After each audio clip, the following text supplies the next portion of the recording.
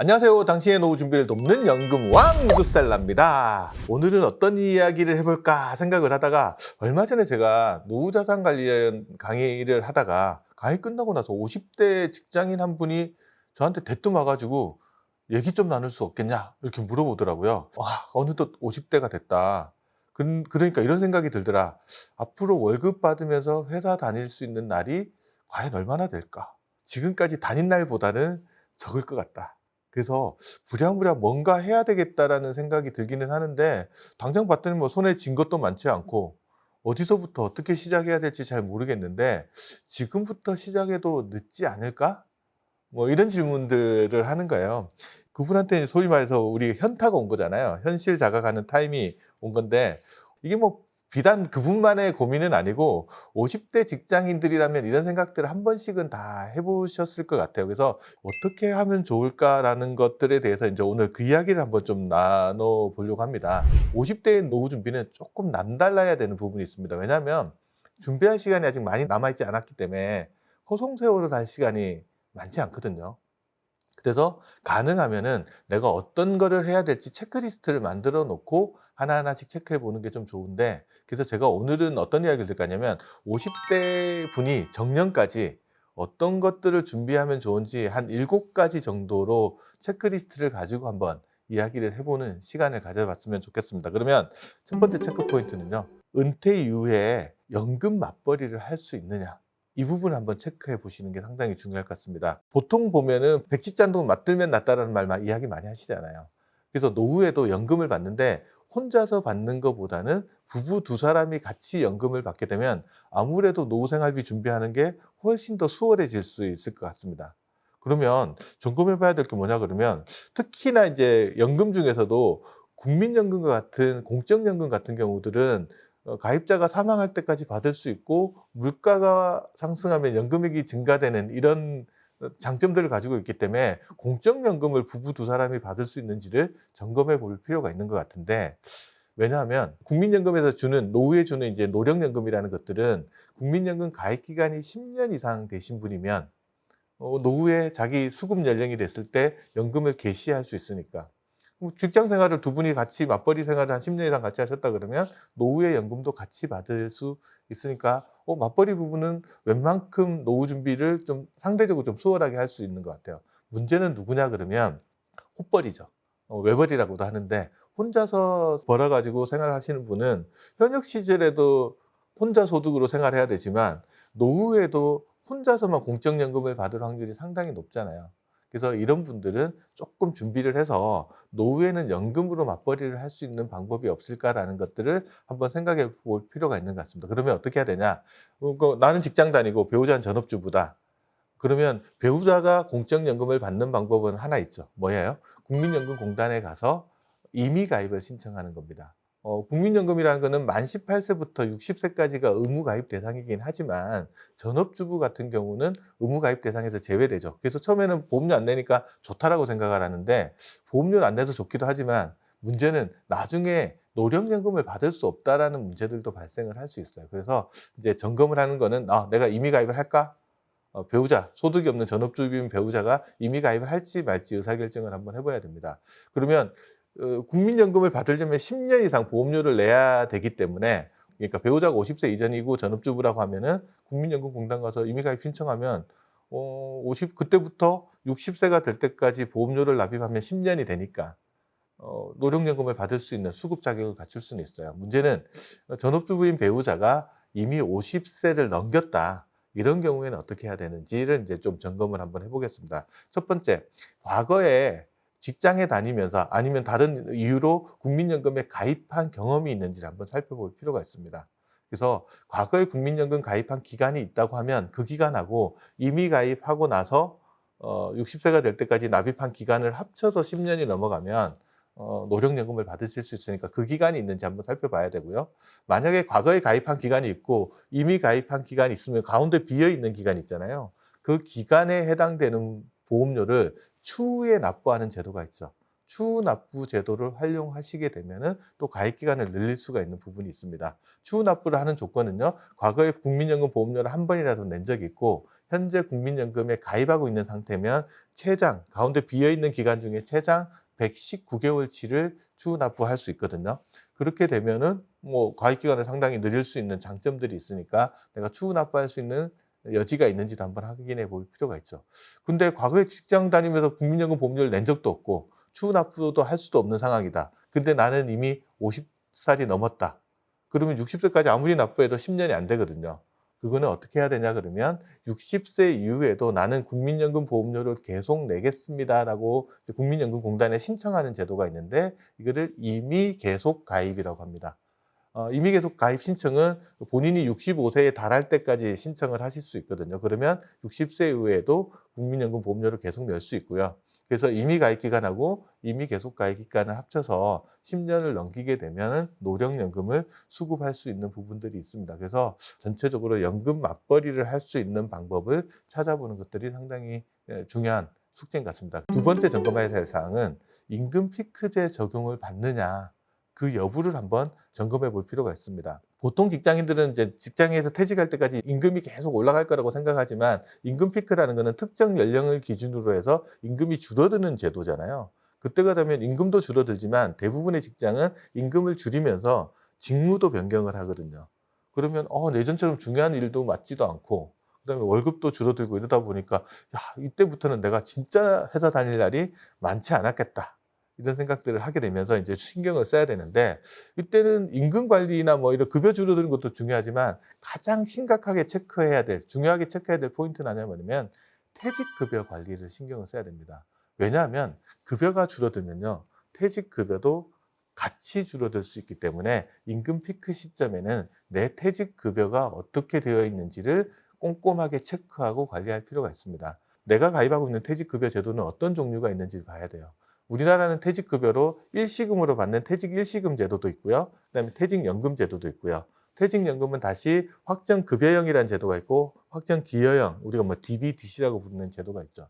그러면 이 중에서 임금 피크제의 영향을 가장 많이 받는 거는 뭐냐 그러면 퇴직 일시금 제도에 있는 분들하고요. DB형 퇴직연금입니다. 그래서 만약에 내가 임금 피크 시점에 이 두 가지 제도에 해당된다 그러면 얼른 손을 쓰셔야 돼요. 먼저 퇴직급여를 계산하는 방법을 한번 살펴보도록 하겠습니다.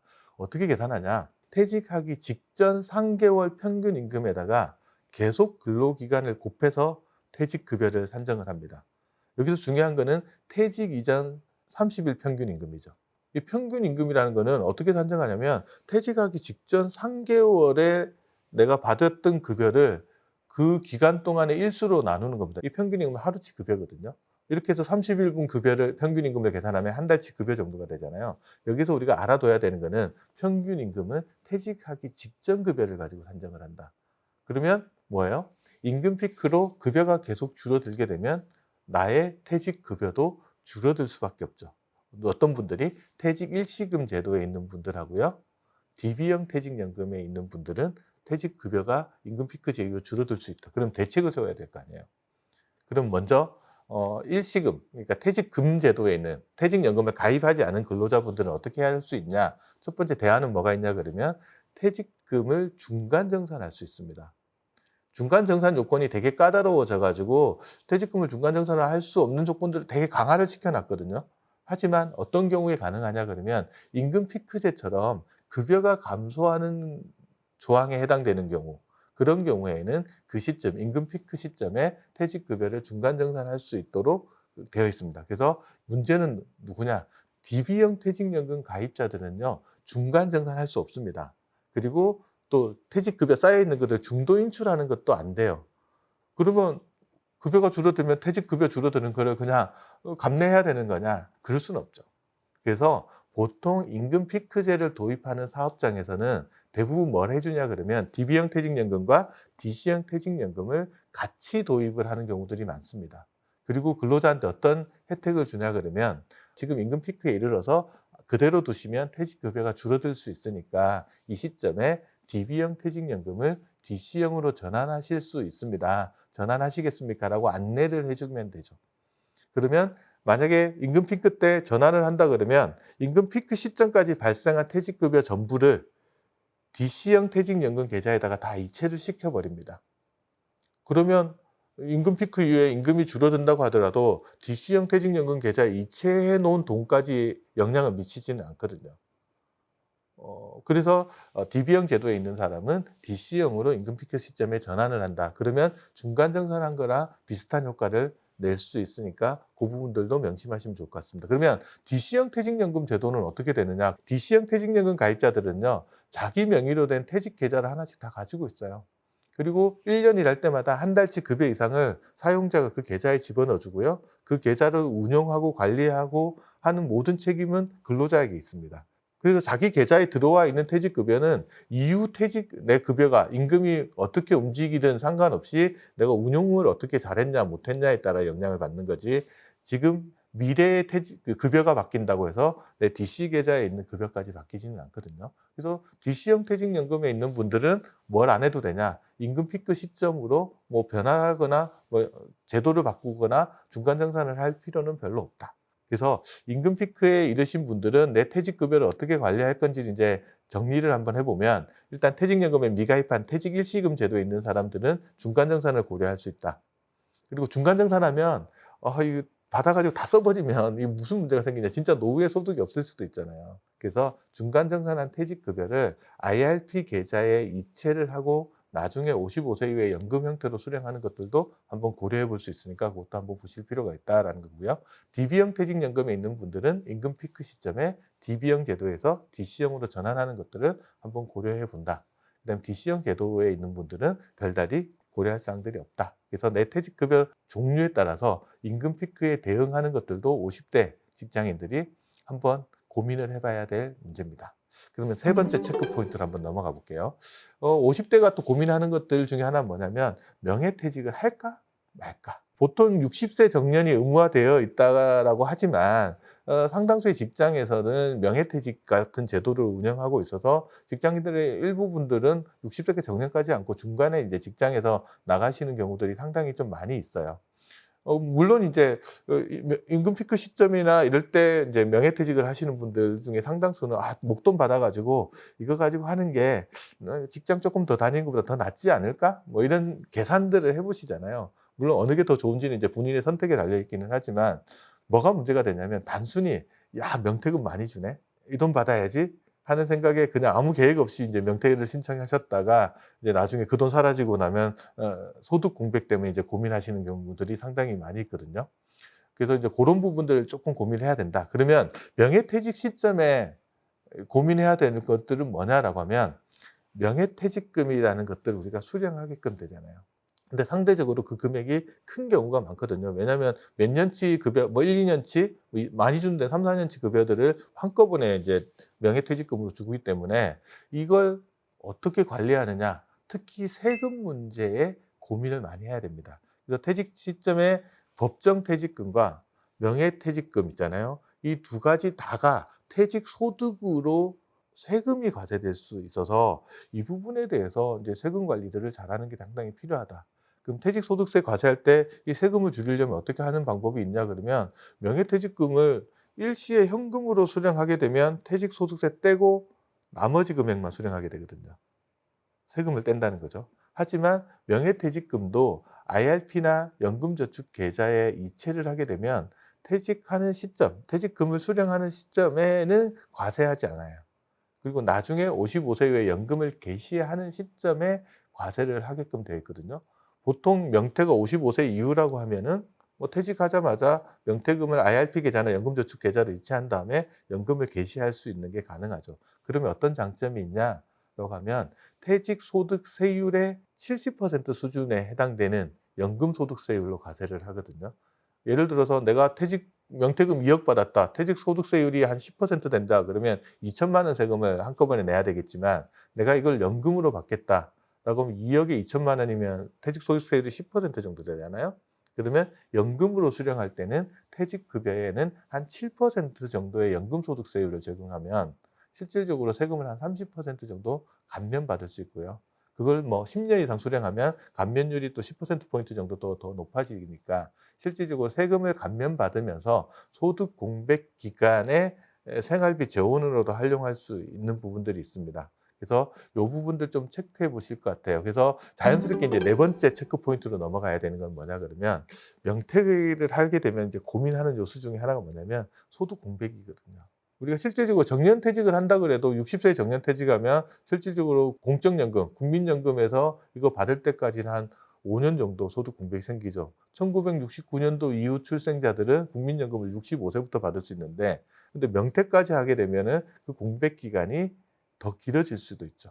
그래서 이제 확인해야 될 사항은 뭐냐 그러면, 내 소득 공백 기간이 어느 정도 되느냐 한번 확인해 봐야 되겠죠. 그러면 공적연금 개시 시기는 몇 살이냐라는 것도 확인해 봐야 되고요. 그러면 두 번째, 이게 공백 기간이 확인이 됐으면 대책을 세워야 될 거 아니에요. 나는 소득 공백 기간에 뭐 가지고 살 거냐. 흔히 뭐 아이고 명퇴하거나 퇴직하고 나서 재취업하면 되지 않아? 창업하면 되지 않아? 이렇게 생각하지만, 할 수 있다고 하더라도 기간이 소요가 되고요. 준비하는데. 또 한다고 하더라도 소득이 옛날 직장에 다닐 때만큼 많이 벌지 못하는 경우들이 상당히 많기 때문에, 소득 공백 기간에 내가 버틸 수 있는 재원들을 마련해 두는 것들이 상당히 중요하거든요. 그러면 그 재원들 중에 어떤 게 있느냐인지 하나씩 좀 점검해 볼 필요가 있잖아요. 가장 중요한 재원은 아까 말씀드렸던 퇴직금입니다. 법정 퇴직금이나 명예퇴직금을 IRP나 연금저축계좌에 넣고 연금 형태로 수령하면 뭐 최소 5년 정도, 10년 정도의 소득 공백 기간을 메울 수 있는 재원들이 되죠. 근데 문제는, 퇴직금을 중간정산 받아서 많이 써버리신 분들이 계셔서 퇴직금만 가지고 좀 부족하거나 아니면 퇴직금 재원이 그렇게 많지 않은 분들도 꽤 있으시거든요. 그분들이 이제 두 번째 점검해야 될 게 뭐냐 그러면, 내가 연말정산 때 세액공제나 소득공제를 받으려고 가입했던 연금 계좌 있잖아요. 그 계좌에 쌓여 있는 돈들, 그 돈들도 55세 이후에 연금으로 수령하실 수 있습니다. 세 번째, 이제 보험회사에 연금보험 가입하시는 분들도 많으신데, 그거는 상품에 따라서 좀 다르기는 하지만 보통 10년 이상 납입하셨으면 45세 이후에 연금 개시하는 것들이 되니까, 내 연금보험 가입하셨으면 증권이나 이런 것들 보시고 연금 개시가 어느 정도 되는지 확인해 보는 것도 하나의 방법입니다. 그러면 이제 퇴직금, 개인연금 이런 게 준비되어 있는 사람들은 그렇게 하시면 되는데, 문제는 이 준비가 잘 안 돼 있으신 분이죠. 그런 분들이 고민하셔야 될 것들은 뭐냐라고 하면, 내가 나중에 받는 노령연금을 당겨받을 거냐 말 거냐 의사결정을 해봐야 돼요. 65세부터 받는 노령연금을 받으시는 분은 최장 5년을 당겨받을 수 있는데, 그럼 60세부터 개시할 수 있잖아요. 물론 일찍 받는 대신 연금액이 줄어들죠. 그러면 정상적으로 내가 65세부터 노령연금을 개시할 거냐, 한 30% 정도 감액을 받더라도 60세에 개시할 거냐. 그래서 그것들, 국민연금을 조기노령연금으로 수령할 거냐 말 거냐. 빨리 당겨받으면, 조기노령연금 받으면 연금액이 많이 줄어드니까 손해일 것 같아. 그럼 다른 대책은 뭐가 있을까? 라고 했을 때 우리가 살펴볼 수 있는 마지막 대책 중에 하나는 뭐냐면, 자기가 살고 있는 집이 있으면 그 집을 담보로 주택연금을 신청하는 방법이 있습니다. 주택연금은 가입 조건이 어떻게 되냐 하면, 주택의 공시가격이 9억 원 이하이고요. 보유주택에. 그리고 부부 중에 연장자, 그러니까 두 사람 중에 한 사람이 55세를 넘어가면 연금을 개시할 수 있거든요. 그러니까 소득 공백기 지원으로는 적정하게 사용될 수는 있습니다.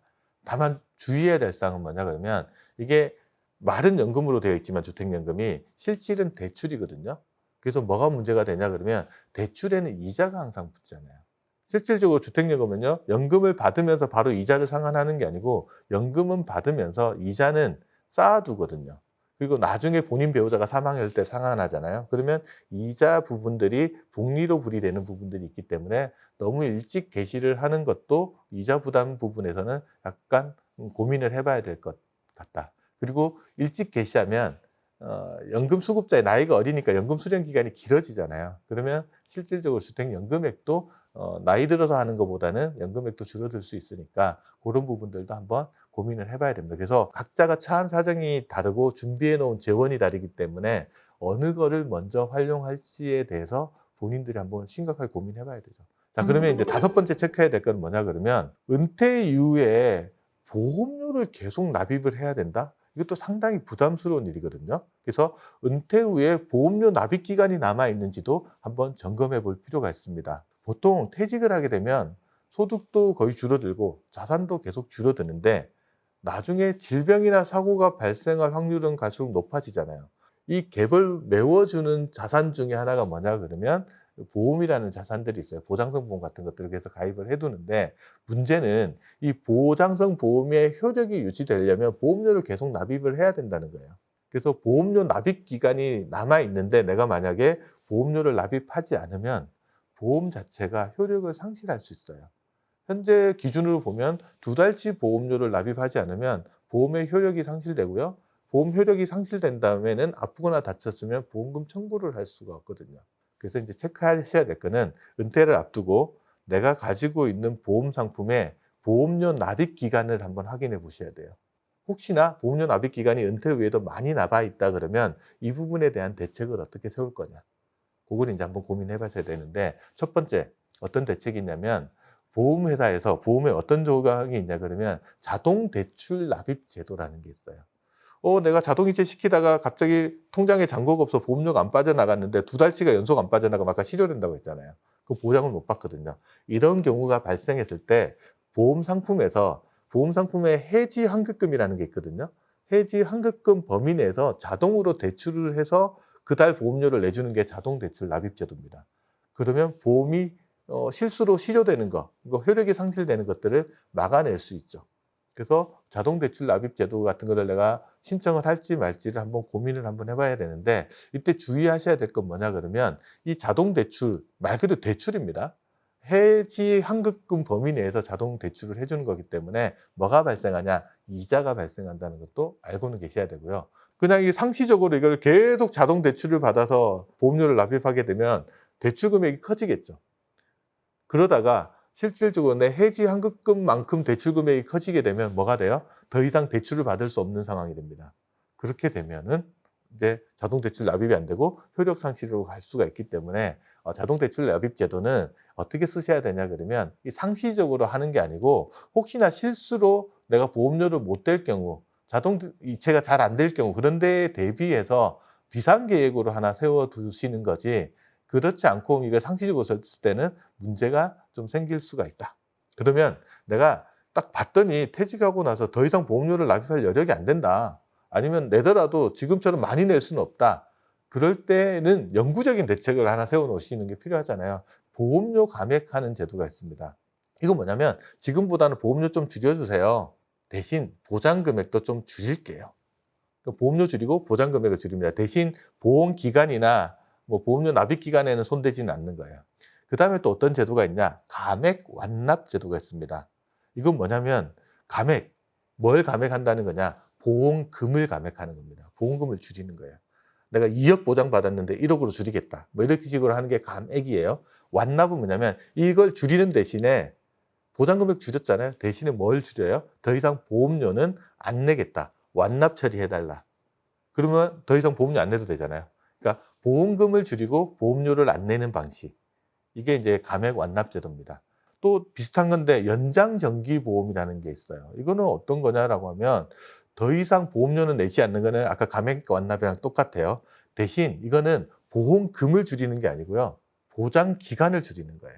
예를 들어 종신보험인데 뭐 20년만 보장해 주겠다. 뭐 15년만 보장해 주겠다고 해서 보장 기간을 딱 줄여 버리면 뭐예요? 보험료를 덜 내도 되는 조건을 만들어 주는 거죠. 여섯 번째, 주택담보대출을 내가 퇴직하는 시점까지 전부 상환할 수 있느냐. 이 부분들에 대해서 한번 고민을 해볼 필요가 있죠. 만약에 상환할 수 없는 상황이다라고 하면 뭐 대책을 또 세워야 될 거 아니에요. 어떻게 하면 좋을까라고 할 때, 대출 갚으려고 주택 규모를 좀 줄여. 그러면 차익이 생긴 거, 이거 빚 갚고 좀 작은 집 가서 살지. 아니면 아이고 내가 뭐 직장 근처에서 계속 살 필요 있어? 외곽으로 나가 살지. 이렇게 해서 다운사이징을 해서 차익 가지고 담보대출을 갚을 수 있으면 그렇게 하시는 것도 좋은 방법인데, 아니야 나는 지금 살던 곳에 계속 살아야 돼. 그러신 분 있잖아요. 이런 분 입장에서는 주거도 계속 확보해야 되고 부채는 부담스럽고, 이런 경우에 쓸 수 있는 방법은 주택연금을 신청하시면서 연금 수령 방법 중에 혼합 방식이라는 걸 선택하면 돼요. 이건 뭐냐 그러면, 주택을 담보로 연금을 받는데 그중에 최장 내 담보가액의 대출 한도의 한 50% 정도까지는 일시금으로 수령할 수 있도록 한도를 설정해 두는 거예요. 그리고 나머지 금액만 연금으로 받는 거죠. 그럼 이 한도 설정된 금액은 언제든지 수시로 꺼내서 쓸 수 있거든요. 뭐 그중에 뭐 대표적으로 의료비로 쓴다든지 교육비로 쓴다든지 뭐 이렇게 쓸 수도 있지만 그걸 꺼내 가지고 뭐 할 수 있어요? 주택담보대출을 상환하는 용도로도 사용할 수 있죠. 그래서 내가 그 집에 계속 살면서 자금 중에 일부를 꺼내 가지고 담보대출은 상환하고요. 그다음에 나머지 남은 부분만 가지고 연금을 받는 것들. 이거 혼합 방식이다. 근데 봤더니 이 대출 한도를 50%만 설정해 가지고 빚을 다 갚을 수 없는 분들도 계시잖아요. 그런 분들 입장에서는 어떤 제도가 있냐 그러면 대출 상환 방식 주택연금이 있어요. 이걸 선택하면 대출 한도의 90%까지 한도를 설정해 가지고 자금을 뺄 수가 있어요. 그러면 요거 가지고 주택담보대출을 상환하게 되면 되는 거죠. 그러면 어떤 장점이 있냐? 주택담보대출을 가지고 있으면 은퇴 생활하면서 매달 이자를 내야 되잖아요. 이자를 내야 되는 부분이 있는데 이렇게 신청을 해서 그걸 갚아 버리면 이자는 매달 안 내도 돼요. 물론 나중에 본인하고 배우자가 사망했을 때 이자 부분들을 상환해야 되긴 하지만 다달이 생활하는 순간에는 이자 비용을 안 내도 되는 거죠. 그리고 주택담보대출 이자율과 주택연금의 이자율을 한번 비교해 볼 필요가 있어요. 그러니까 주택연금의 이자율이 조금 더 낮다라고 하면 이 제도도 한번 활용해 보는 거죠. 무엇보다도 내가 살고 있는 집에서 계속 살면서 캐시플로우를 조금 더 많이 확보하는 거죠. 그러니까 연금을 받아서 캐시플로우를 확보하는 것도 있지만 대출 이자를 덜 내서 캐시플로우를 확보하는 것도 하나의 방법이니까 이런 부분들도 한번 고민해 볼 필요가 있을 것 같습니다. 마지막으로 7번째 왔습니다. 은퇴까지 남은 기간 동안 내가 추가로 얼마나 더 노후 자금을 모아야 하는지 아니면 모을 건지 계획을 세워둘 필요가 있습니다. 그러면 이제 저축 계획, 남은 기간 동안 마지막 그게 기간이 길면 한 10년 정도 될 텐데 그 기간 동안 나는 얼마만큼의 자금을 더 저축을 해서 노후 자금의 버퍼를 늘려 나갈 거냐. 거기에 대해서 구체적인 계획을 세워줄 필요가 있는데 그래서 먼저 내 저축 여력이 한 해 얼마 정도 되는지를 한번 파악해 볼 필요가 있어요. 그리고 저축 여력이 되면 그 상품을 내 저축 여력을 세액공제 혜택이 가장 크거나 절세 혜택이 가장 큰 상품을 활용해 가지고 저축해 볼 필요가 있잖아요. 그 상품 중에 하나가 우리 흔히 알고 있는 연금저축과 IRP입니다. 연금저축과 IRP는 한 해에 최고 900만 원까지 세액공제를 받을 수가 있어요. 근데 연금저축만 가입한 경우에는 600만 원까지 세액공제를 받을 수 있죠. 그러니까 600만 원 이내에서 내가 저축할 여력이 있다. 그러시면 이분 같은 경우에는 연금저축이 됐던 IRP가 됐던 아무거나 선택을 하셔 가지고 600만 원까지 저축을 하시면 연말정산 때 세액공제를 받을 수 있어요. 600만 원 정도면 한 달에 50만 원 정도를 이체시키시면 600만 원이 되잖아요. 뭐 그런 식으로 해서 세액공제 효과를 극대화시킬 수 있으면 그렇게 해 나가는 거죠. 두 번째, 내가 저축 여력이 600만 원보다 좀 많고 한 900만 원 정도 된다. 그러시는 분은 어떻게 하셔야 되냐면 연금저축만 가입하면 안 돼요. 왜냐하면 아까 연금저축은 600만 원까지만 세액공제된다고 했잖아요. 그래서 600만 원 이하의 금액은 연금저축으로 하더라도 넘어가는 금액은 IRP 계좌를 추가로 가입하시게 되면 연말정산 때 세액공제를 통해서 최대 900만 원까지 세액공제를 받으실 수 있죠. 그럼 한 해 900만 원을 저축하겠다고 계획을 세우면 한 달에 한 75만 원 정도를 자동 이체시키시면 될 거예요. 그런 식으로 해서 900만 원씩 저축을 해 나간다라고 생각을 해 보시면은 좋죠. 그래서 만약에 내가 50세다. 난 60세 은퇴할 거다. 그러면 한 10년 정도를 하시게 되면 투자 원금만 한 9천만 원 정도가 될 거고 거기에 플러스 알파 이자 거기다가 플러스 내가 세액공제로 환급받은 금액까지 치면은 1억 넘는 돈들을 모을 수는 있어요. 물론 무조건 900만 원을 저축하라 이런 게 아니고 내가 저축할 수 있는 여력을 만들어 놓고 어느 정도 되는지 체크해 보고 꾸준하게 저축 계획을 세우시라는 거예요. 그리고 좀 강제적인 수단을 부과하게 해서 자동 이체를 하시고 이런 장치를 쓰라는 말씀을 드리는 겁니다. 근데 저축 여력이 900만 원 좀 이상 돼서 좀 더 많이 저축하고 싶다. 이런 경우에는 어떤 계좌를 활용할 수 있냐 그러면 연금저축 IRP 이외에 ISA 계좌를 하나 만들어 두시는 건 좋아요. ISA 계좌 아시는 분들은 아실 텐데 요거 같은 경우는 한 해에 2천만 원씩 최대 1억 원까지 저축할 수 있거든요. 2천만 원씩 저축하면 그 어떤 혜택이 있냐? 거기서 늘어나는 부분에 대해서 일반적으로 200만 원까지는 이자 배당 소득 비과세 해 주고요. 그 이상 늘어난 거에 대해서는 분리과세 9.9% 해 주는 세제 혜택도 있는데 이것보다 50대들한테 더 중요한 건 뭐냐 그러면 ISA의 의무 가입 기간이 3년이거든요. 3년이 지나서 해지를 하거나 만기자금 수령한 돈 있잖아요. 그 돈은 연금저축이나 IRP 계좌에 이체할 수 있어요. 전액 다. 그러면 어떤 혜택이 있냐?